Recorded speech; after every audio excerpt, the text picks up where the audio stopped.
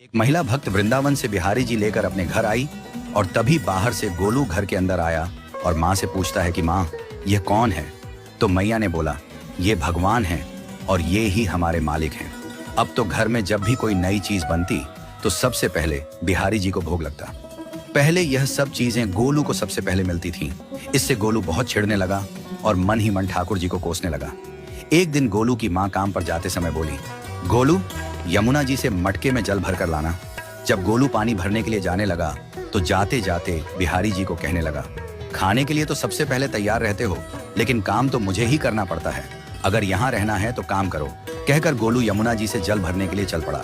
गोलू जब यमुना जी में जल भरने लगा तो उसने देखा कि यमुना जी के अंदर बिहारी जी विराजमान है और कह रहे हैं, ला गोलू घड़ा हम भर देते हैं। गोलू उनको देखकर हैरान हो गया और बोला, नहीं नहीं, मैं अपने आप भर लूंगा। लेकिन ठाकुर जी ने उसके हाथ से घड़ा ले लिया और भर कर घर ले आए। गोलू घर आकर डर रहा था कि अगर माँ को पता लगा कि मैंने ठाकुर जी से काम करवाया है तो आज मेरी पक्की पिटाई होगी।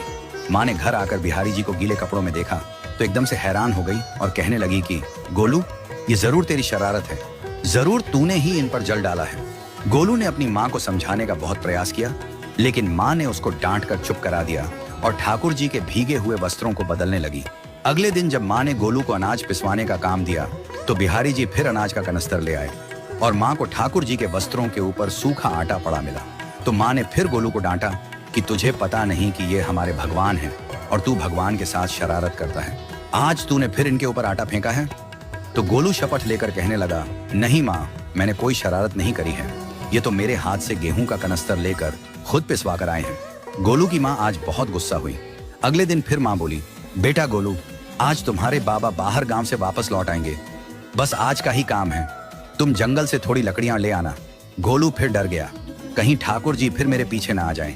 गोलू ने माँ को बोला कि मैं चला तो जाऊंगा, लेकिन बिहारी जी को समझा लो, वो मेरे पीछे ना आई। उसकी माँ हंसकर बोली, हाँ हाँ समझा दूंगी, तुम जाओ तो सही। गोलू जल्दी जल्दी लकड़ियां लेने जंगल में चला गया और माँ काम पर चली गई। लेकिन उस दिन माँ काम से जल्दी वापस आ गई और देखा बिहारी जी अपनी चौकी पर विराजमान नहीं है। वह तो एकदम से घबरा गई कि कहीं गोलू की शरारत तो नहीं। वह भागी भागी जंगल की तरफ गई। तभी उसने देखा कि गोलू के साथ एक इंसान लकड़ियों को लेकर घर आ रहा है। गोलू की माँ यह देखकर हैरान हो गई कि यह तो बिहारी जी हैं। ये क्या हमारे भगवान हमारा काम कर रहे हैं? इसका अर्थ गोलू ठीक कह रहा था।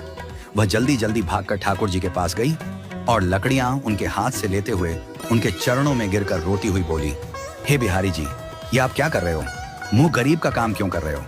ठाकुर जी मुस्कुराते हुए बोले, हमें तो तेरे बेटे पर बहुत प्यार आता है। सब लोग हमें भगवान समझते हैं, लेकिन एक तेरा बेटा ही था जो हमको अपना मानता था। अपना मानकर वो हमें डांट भी देता था, हमारे साथ गुस्सा भी करता था, और जो हमें एक बार अपना मान लेता है तो हम उसके मान के लिए उसके ही हो जाते हैं।